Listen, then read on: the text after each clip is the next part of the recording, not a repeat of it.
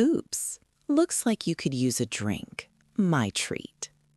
That was him, the arrogant tech CEO, as he deliberately knocked a tray of champagne, drenching me at that multi-million-dollar charity auction. The cold liquid soaked my dress as he smirked. Don't worry, it's just a little Dom Perignon. Probably costs more than your entire outfit. He thought he was making a statement, showing everyone his power. But he had no idea that by ruining my dress, he had just destroyed his entire future. The event was held in a sprawling glass mansion in Paradise Valley, Arizona. I've lived in this town for over 50 years, long before it became a haven for tech billionaires and their stark modern fortresses. I volunteer for this children's hospital fundraiser every year. It's a cause my late husband Arthur and I championed together for decades. My name is Eleanor Vance. I'm 72 years old, and I suppose I don't look like the other guests. My silver white hair is neatly coiffed, and my blue eyes have seen more than most people in that room could imagine. Tonight, I wore a simple, tailored navy blue silk dress.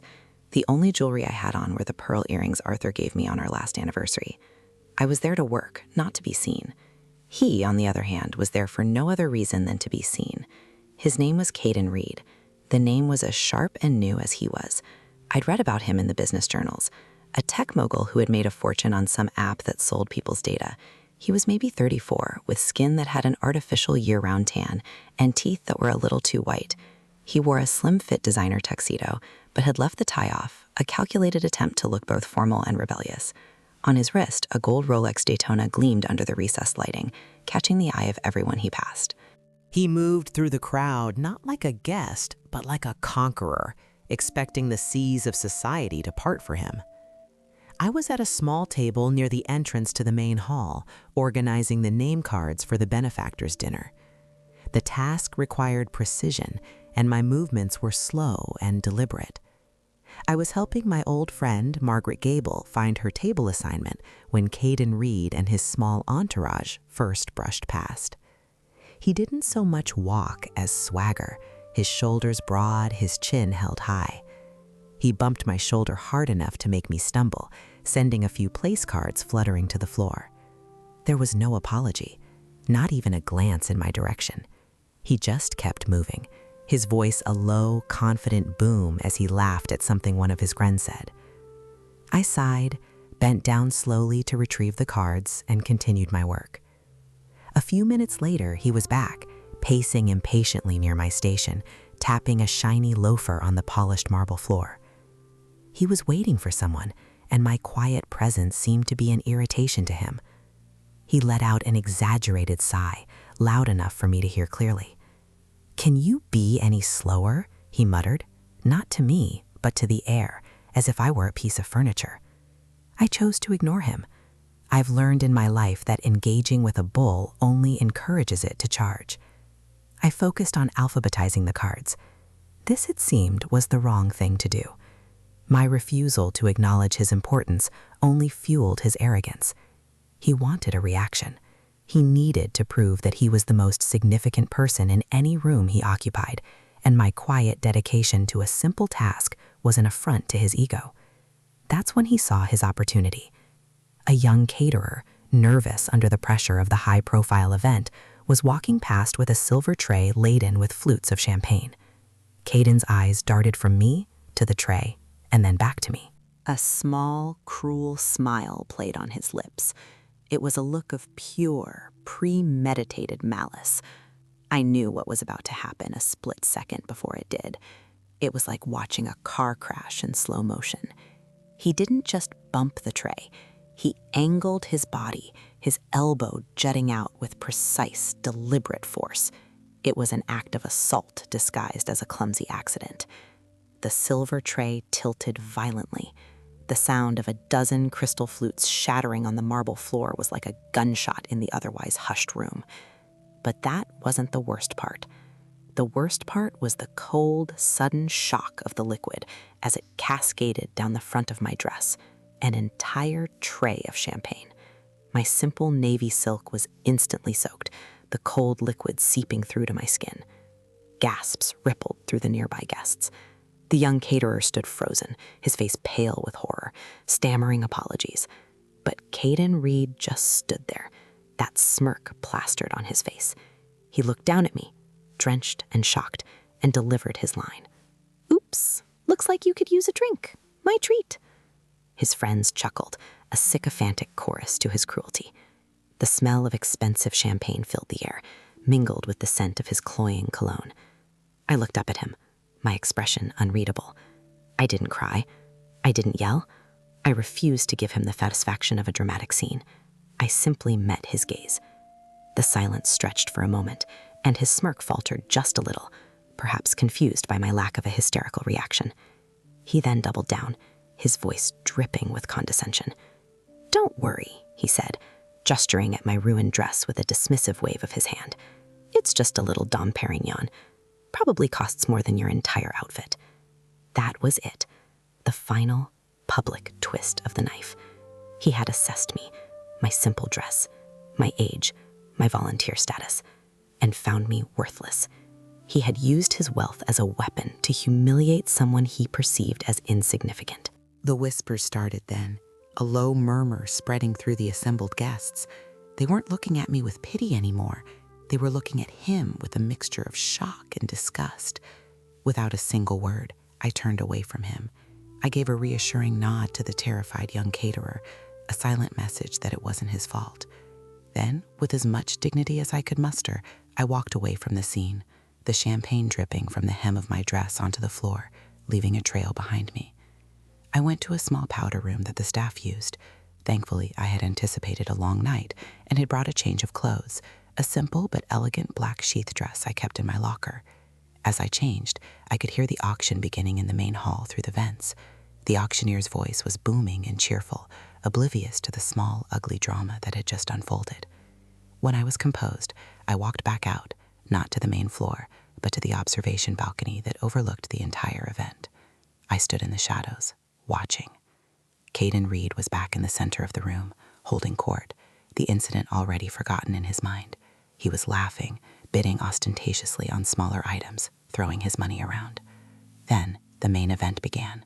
The auctioneer's voice took on a new level of reverence. "And now, ladies and gentlemen, for the crown jewel of our auction tonight." The lights dimmed, and a single brilliant spotlight hit the center of the stage. A platform slowly rose from the floor, and on it sat a car that was more a piece of art than a machine. A pristine 1955 Mercedes-Benz 300 SL Gullwing, the auctioneer announced, his voice filled with awe. The car was immaculate, its silver paint glowing, its iconic doors raised like wings. This vehicle from a private local collection is valued at over $5 million. A collective intake of breath swept the room. It was a truly magnificent prize. From my vantage point, I could see Caden Reed's face. His eyes were wide with naked desire. This was the ultimate trophy. Owning that car would cement his status in Paradise Valley. It was the one thing that old money and new money could both agree on was priceless. He leaned over to his friend, a confident grin spreading across his face. He was going to buy that car. He was going to show everyone in this room the true meaning of power. The auctioneer let the excitement build for a moment before raising his hands for silence. "Before we begin the bidding on this magnificent automobile," he boomed, "we owe an incredible debt of gratitude to the evening's primary benefactor, who so generously donated this vehicle from her personal collection." He paused for dramatic effect. Down below, Caden was already reaching for his bidding paddle, his focus entirely on the prize.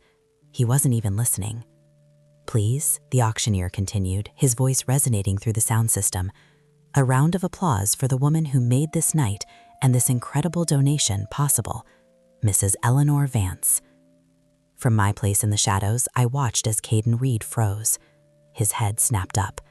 The name echoed in the vast room. My name. I saw the gears turning in his head, the slow, dawning horror on his face.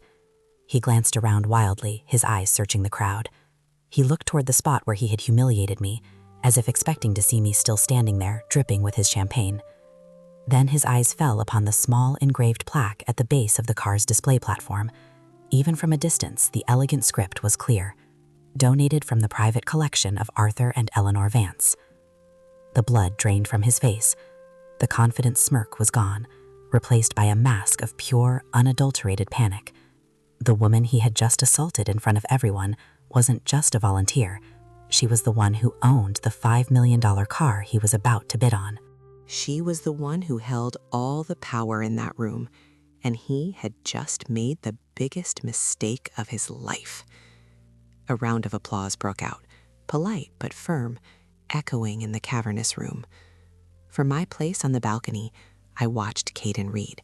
He didn't clap. His hands, one of which bore that heavy gold Rolex, were frozen at his sides. His face, once a mask of smug superiority, had crumpled into a canvas of raw disbelief and dawning terror. The name, my name, hung in the air like smoke. Eleanor Vance. It connected the insignificant old woman in the drenched dress to the $5 million Mercedes-Benz gullwing on the stage.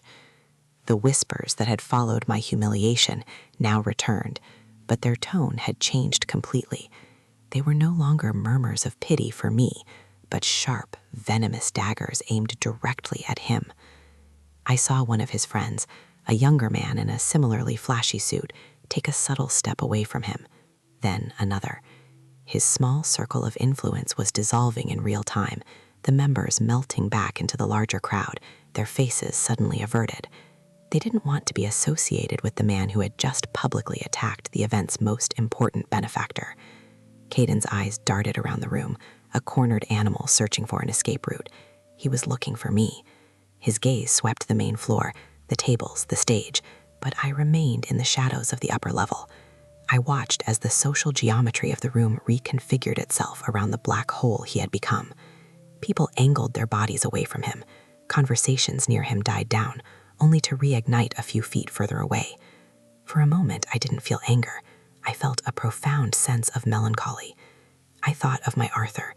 He had bought me that Mercedes for our 25th anniversary.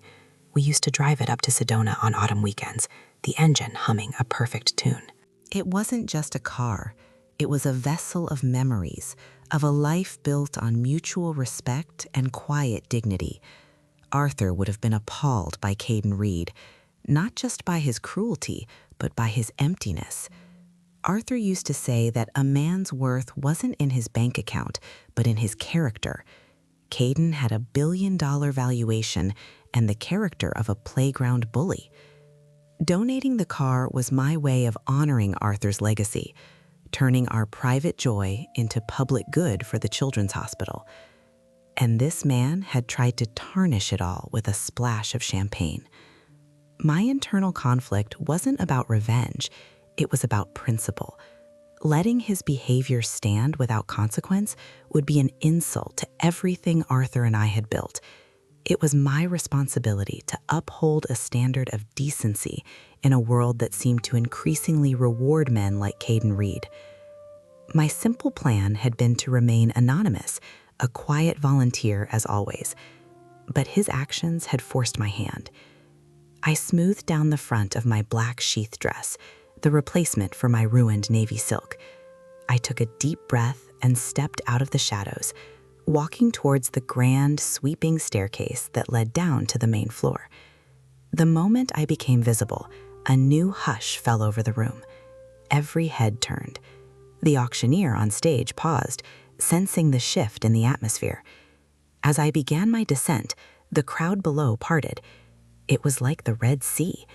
No one bumped my shoulder. No one sighed with impatience. They watched me with a newfound respect, their eyes wide. I kept my chin high, my gaze fixed forward, walking with a slow, deliberate pace that now seemed regal, not frail. Halfway down, I saw my dear friend, Margaret Gable.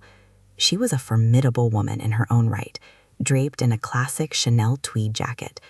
She gave me a look that was a mixture of concern and fierce pride.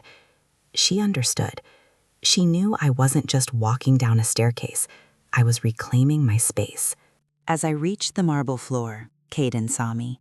He looked like he'd seen a ghost. His tanned skin was now a sickly, pale shade. He started towards me, his movements jerky and uncertain. He was weaving through the very people who were now giving me a wide berth. The contrast was stark and brutal. "Mrs. Vance," he began, his voice a desperate, cracking whisper as he finally reached me. I had no idea. I am so sorry. It was an accident." The lie was pathetic. It hung in the air between us, as transparent as the crystal flutes he had shattered. He thought an apology could erase his intent. He thought his money had always allowed him to buy his way out of consequences, and this was just another transaction. He was wrong. I didn't raise my voice. I didn't need to. I looked him directly in the eye, my expression calm and unwavering. I let the silence stretch, forcing him to stand there, stewing in the public shame he had created for himself. The guests around us were shamelessly listening, their faces a mixture of fascination and contempt for him. "An accident?" I repeated, my voice quiet but carrying in the stillness. "You mean the part where you looked at me, then at the tray, and then deliberately thrust your elbow out was an accident?" His mouth opened and closed, but no sound came out. He was completely exposed. "Or perhaps," I continued, my voice remaining level, "the accident was when you decided that a volunteer, an elderly woman, was a suitable target for your public display of arrogance, when you announced that your Dom Perignon was worth more than my clothing." He flinched as if I had physically struck him. The color rose in his cheeks, a flush of pure humiliation. "Please," he stammered, his eyes pleading. "I'll make it right. I'll write a check, any amount, for the dress, for the foundation." That was his final mistake. He still believed that money was the answer to everything. That a check could repair a wound to a person's dignity. That my approval could be bought, just like his Rolex, his designer suit, and his artificially white smile. He saw the world as a marketplace, and everyone in it had a price. I gave a small, almost imperceptible shake of my head. "Mr. Rhee," I said, and my voice was now laced with a cold finality that cut through his desperation. "Some things are not for sale. My forgiveness is one of them. Your character is another." I then did the one thing he couldn't possibly recover from. I broke eye contact, turned my back on him completely, and walked away. I didn't dismiss him with anger, but with something far worse, utter indifference, as if he were no more significant than a piece of lint on my dress. I left him standing alone in the center of a silent, judgmental crowd. His social execution was complete. I walked over to Margaret, who took my arm gently. "Well handled, Eleanor," she whispered, her eyes shining. On the stage, the auctioneer, a professional named Robert, who I'd known for years, finally found his voice. He cleared his throat, trying to bring the evening back on track. "Well, let's get the bidding started for this incredible Mercedes-Benz 300 SL Gullwing. Who will open the bidding at $2 million? A tense silence filled the room.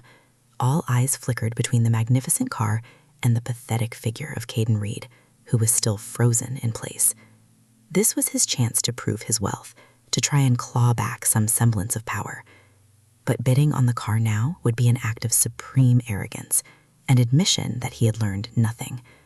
I watched him, curious to see his next move.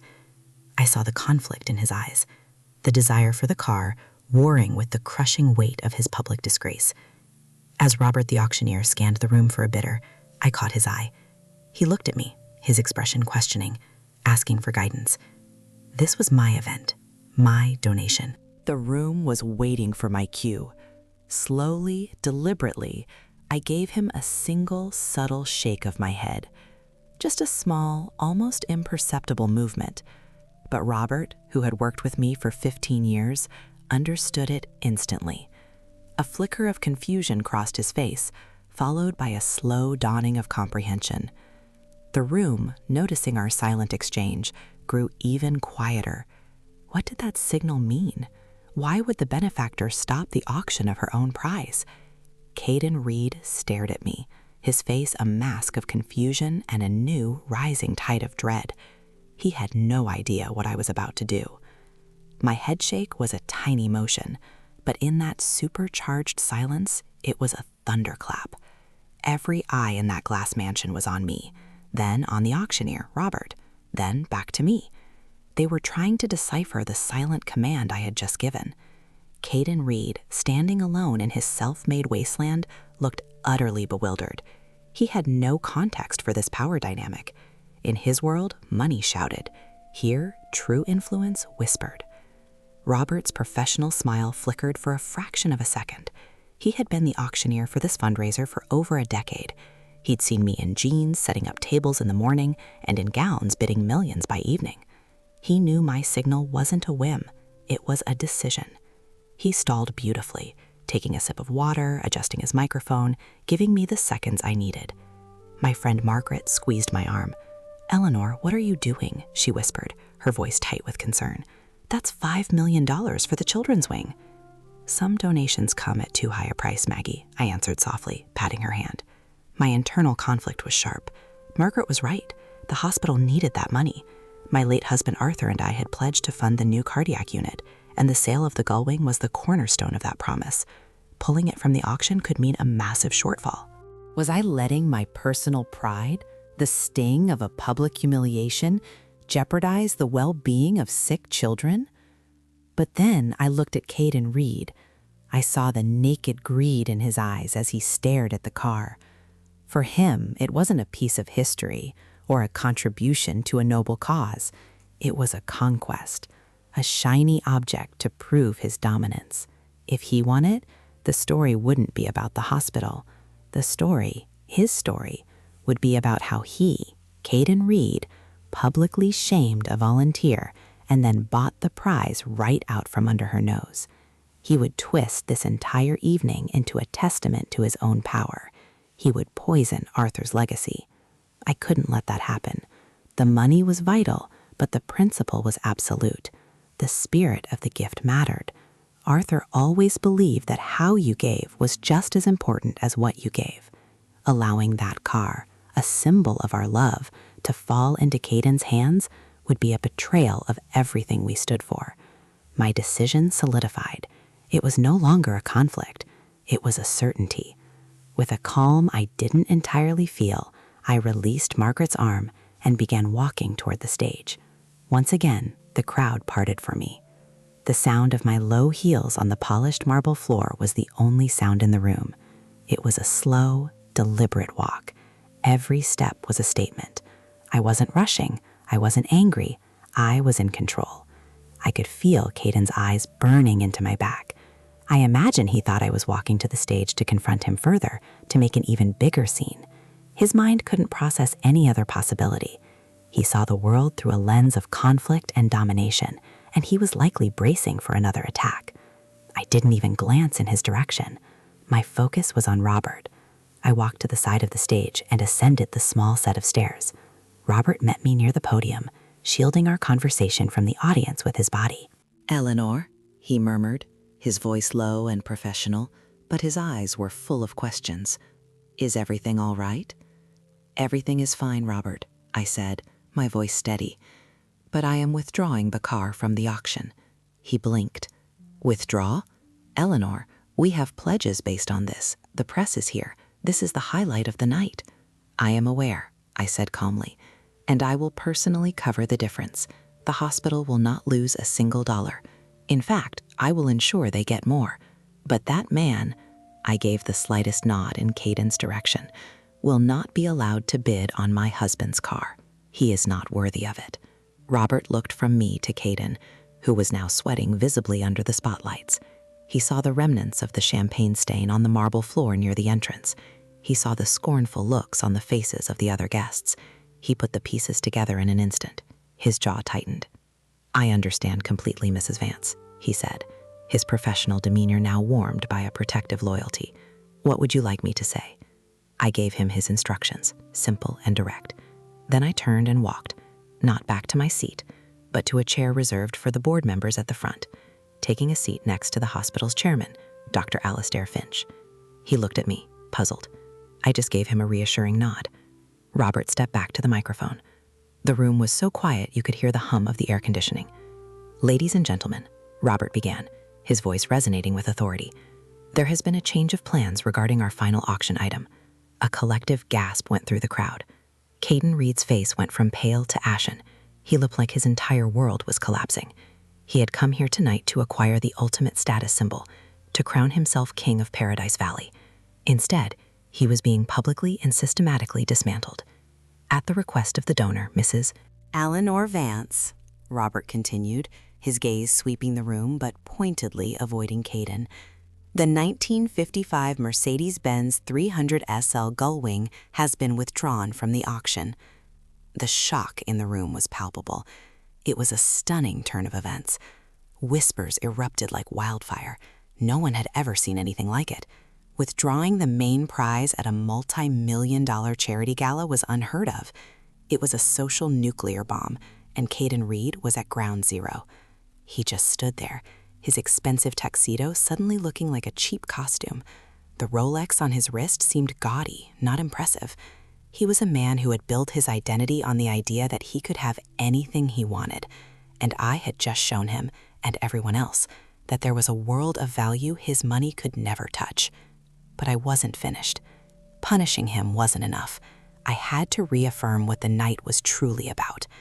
As Robert was trying to move on, I raised a hand slightly. He saw the gesture and immediately deferred to me. It seems Mrs. Vance would like to say a few words. He held the microphone out to me from the stage. I didn't stand up. I remained seated, forcing the room to lean in, to listen. "Thank you, Robert," I said, my voice clear and calm. "I apologize for the disruption. My late husband, Arthur, and I always believed that charity should come from the heart. That car was a symbol of joy for us, and its donation was meant to create joy for the children at the hospital." I paused, letting my words sink in. It has become clear to me this evening that allowing the car to become a mere trophy for the highest bidder, a symbol of ego, would dishonor that original purpose. My eyes flickered towards Caden for a single, devastating moment before returning to the crowd. He visibly recoiled. "Therefore," I continued, "I will be making a direct donation of $7 million to the hospital to ensure the new cardiac wing is fully funded." The room erupted in applause, a wave of relief and admiration. "However," I said, raising my voice slightly to be heard over the clapping, "that still leaves the matter of the car." Everyone leaned in again, intrigued. What would I do with a $5 million car I no longer wanted? My eyes scanned the room and found him, the young caterer, the boy who Caden had terrified. He was standing near the back wall, trying to be invisible, his face still pale. "There was a young man here tonight," I said, my voice softening, "who showed incredible poise and professionalism in a very difficult situation." I pointed toward him. "You, son, could you please step forward?" The boy looked terrified, pointing to himself as if to say, "Me?" The crowd turned to look at him. He shuffled forward, his cheap uniform suddenly the focus of a room full of people wearing Hermes and custom-tailored suits. He stood before the stage, looking up at me with wide, nervous eyes. "What is your name?" I asked gently. "Leo, ma'am," he whispered. "Leo," I said, a warm smile on my face for the first time that night. "I understand you're studying to be a pediatric nurse at the local college, is that correct?" Leo nodded, stunned that I would know such a thing. I had made it my business to find out. "Well, Leo," I said, my voice ringing with purpose, "I've decided what to do with the car. I'm not going to sell it. Instead, I'm going to raffle it. 1 ticket, 1 person, 1 chance. And I'm giving the very first ticket, free of charge, to you." The room was in absolute shock. I had taken the ultimate symbol of elite wealth and power, the prize Caden Reed was desperate for, and put it within the potential reach of a humble nursing student. It was a masterstroke of social jujitsu, using the weight of Caden's own arrogance against him. I had completely upended the value system he lived by. And as Leo stood there, clutching the symbolic first raffle ticket Robert had just handed him, I saw Caden Reed's face. It wasn't angry anymore. It was hollow, utterly and completely defeated. But I had one last thing to do to make the lesson stick, something that would ensure he never forgot the night he decided to bully the wrong old woman. The applause that followed my announcement about the raffle was thunderous. It wasn't polite anymore. It was genuine, heartfelt enthusiasm. The guests were clapping for Leo, the stunned nursing student holding his golden ticket. They were clapping for the hospital, now guaranteed $7 million. But mostly, they were clapping for the sheer, unexpected justice of it all. They had witnessed a public execution of ego, and they were electrified. Caden Reed was no longer the center of attention. He was a ghost at the feast, invisible. The spotlight had moved on, leaving him in the cold, harsh light of his own irrelevance. His face was a blank slate of shock. The world he knew, a world governed by the brute force of wealth, had been turned completely upside down. He had tried to buy a $5 million Mercedes and had instead been outmaneuvered by an act of kindness toward a caterer. I watched Leo being congratulated by guests, people who wouldn't have given him a second glance an hour ago. Men in Brioni suits were shaking his hand. Women dripping in Cartier diamonds were smiling at him warmly. His life had just changed, not because he might win a car, but because he had been seen, he had been valued. My work, however, wasn't quite done. The raffle was a beautiful piece of theater, but it wasn't the final lesson. The final lesson had to be delivered to Caden directly, quietly, and with surgical precision. I stood up from my seat at the front table and made my way through the buzzing crowd.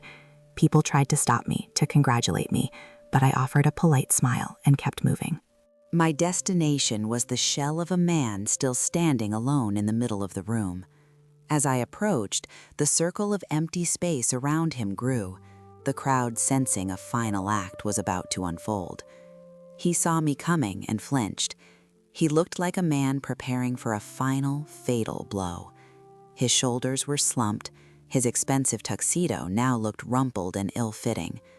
The Rolex on his wrist seemed less a symbol of success and more like a heavy golden manacle. When I was a few feet away, I stopped. I didn't speak immediately.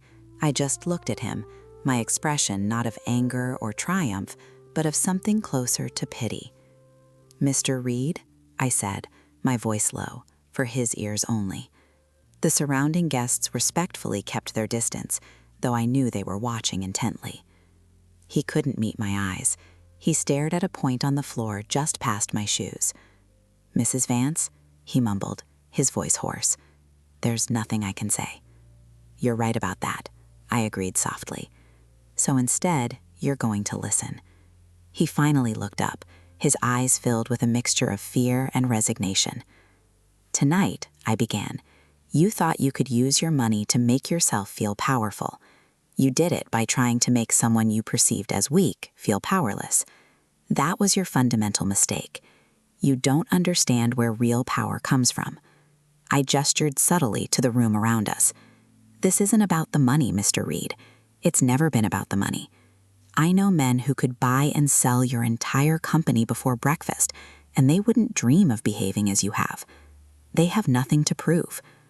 I let that sink in. I was dismantling his entire worldview, piece by piece. His wealth, the bedrock of his identity, was being redefined as a crude, unsophisticated tool. "My husband Arthur and I built our fortune over 50 years, I continued, my voice still a quiet murmur. "We built it by creating things of value, by treating people with respect, by earning their trust. The money was a byproduct of a life lived with integrity. Your money seems to be a byproduct of your ego." He winced. The truth of my words was a physical blow. "You wanted to buy that car," I said, glancing over at the magnificent gull wing still gleaming on the stage. "You saw it as a thing to own. I see it as a legacy to share. That is the difference between us. It's a difference of character, and no amount of money can bridge that gap." He finally found a sliver of his voice. "What do you want from me?" he whispered, his desperation palpable. "You want me to leave? I'll leave. You want another apology? I'm sorry. I am truly sorry." "An apology is a start, Mr. Reed, but it's not enough," I said. "You owe an apology to someone else." I looked over his shoulder and nodded. Confused, he turned. Walking toward us was Leo, the young caterer. His face was a mixture of terror and resolve. He had been an unwilling participant in this drama, and now he was being asked to play a central role in its conclusion. Leo stopped beside me, looking from me to Caden. Caden stared at the young man he had so casually dismissed, the boy whose presence was a direct cause of his downfall. The humiliation on Caden's face was profound. "You will apologize to him," I said, my voice firm but not unkind. "You will look him in the eye and you will apologize for your behavior, not for the champagne, but for treating him as if he were invisible, as if he were less than you." This was the ultimate humiliation for a man like Caden. Apologizing to me, a woman of his perceived social standing, was one thing. Apologizing to a caterer was a complete inversion of his world order. It was a submission he never thought he'd have to make. He hesitated. For a moment, a flash of his old arrogance returned, a flicker of defiance in his eyes.